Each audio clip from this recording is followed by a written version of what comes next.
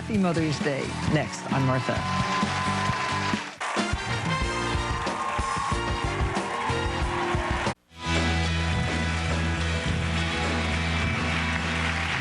One of life's sweetest pleasures is inhaling the scent of a beautifully fragranced rose. All season long, you can enjoy an abundance of these fragrant blooms by correctly planting and taking the time to care for your roses regularly. Here to show us how to care for your roses and even how to plant a rose is the Rosarian from one of the most beautiful, beautiful rose gardens in the world, the Brooklyn Botanic Garden. Please welcome Sarah Owens. It's so nice to have you here. Really great.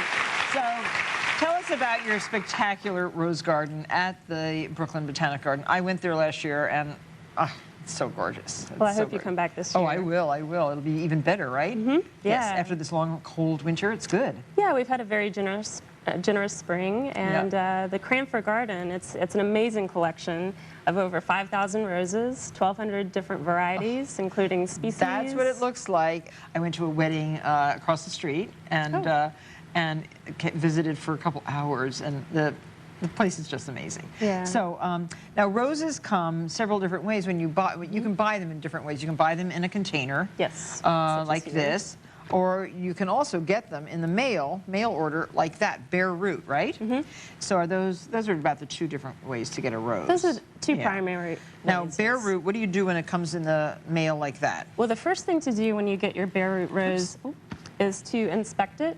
You want to make sure your canes are nice and healthy, as well as your roots. Where's this one from? This is so healthy.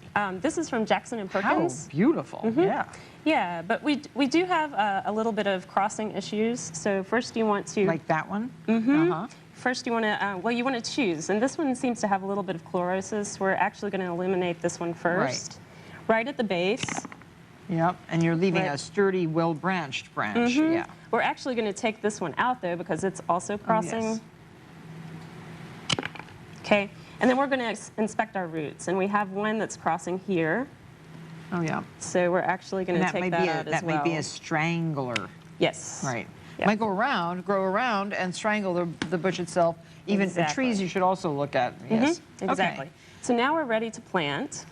So dig a hole, how deep? You want to dig it about 1.5 times the length of the roots. Okay. Is this a grafted rose? This is grafted onto a rootstock? This is grafted. Okay. Yes. You can see this is the root crown, and then we have the graft, or the bud union. So most roses are grafted onto a rootstock. Rootstock, yes. So did you notice that Sarah made a mound for the roots, so the roots are going over the mound.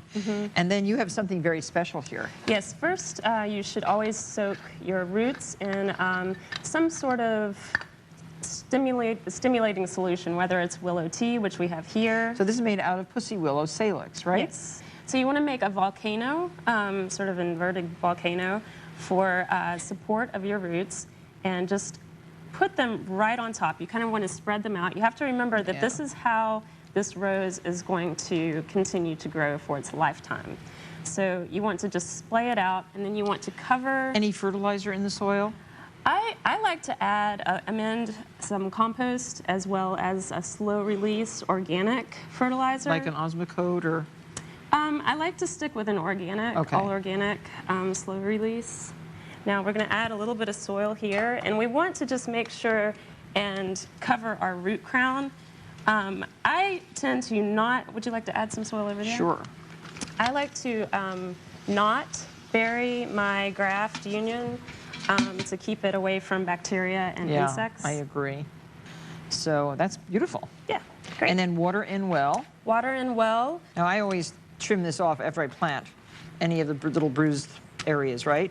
That's a good idea. I like to prune so it's all nice and clean looking. Yeah. Yeah, it looks good. And you can also do that with your potted roses. Oh yeah, show us how to prune this. We're also going to prune today. So this looks like a healthy rose, but it looks like there is some areas here. Well, we here. have some dieback, and it's primarily due to cane borer, which you can see the holes right here.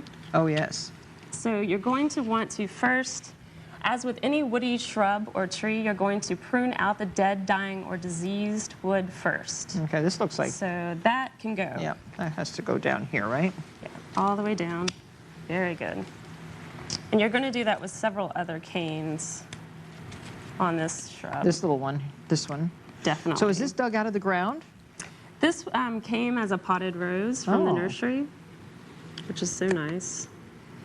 Don't let me get your fingers. No, not at all. We've also got, you can see here we have a bit of damage from probably insect and mechanical damage. It here? You actually want to go past the damage. Oh, down here? Yes. Oh my goodness. And you can actually take it, Martha, all the way to, see this bud? Yep. Take it down to just above the bud. And this one you can actually prune back even harder. You see you have some dark pith. So just keep on going. More. Keep on going. Oh, so look, rather harsh, but it's don't going to go, fear, because this will grow into a spectacular rose bush and will be blooming all summer long, right? Now, to ensure these rose canes from doing this again because of rose borer, you can actually seal the cut. You wear those heavy gloves all the time. See, I do. I'm just so awful to myself. I don't even wear gloves dealing with roses. Now this is a little bit of Elmer's glue with some food coloring mixed in. Oh. Okay, and that's just for me to keep up with where I've put the glue.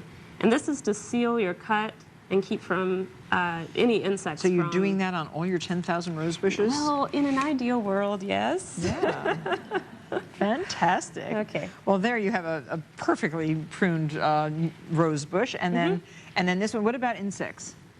Insects. Well, roses do sort of attract insects. Yes, and the best thing to do about insects or disease is to take preventative measures. Healthy soil. Healthy soil, lots of nutrition, water adequately, but also good drainage. Right. You want to encourage good insects to visit your garden with companion plants, but you also want to use gentle measures if you need to take care of pests such as aphids. We found one gentle measure, which is this EcoSense brand insecticidal soap, which is great for indoors or outdoor plants, including vegetable plants. And it's organic. It kills insects fast. It can be used up to the day of harvest on hardy vegetables, and it doesn't persist in the environment, which is for me very important. So you can just spray on any areas of the plants that might need it. Exactly. Well, Sarah, thank you so much for being here, and don't forget, you have to see the garden.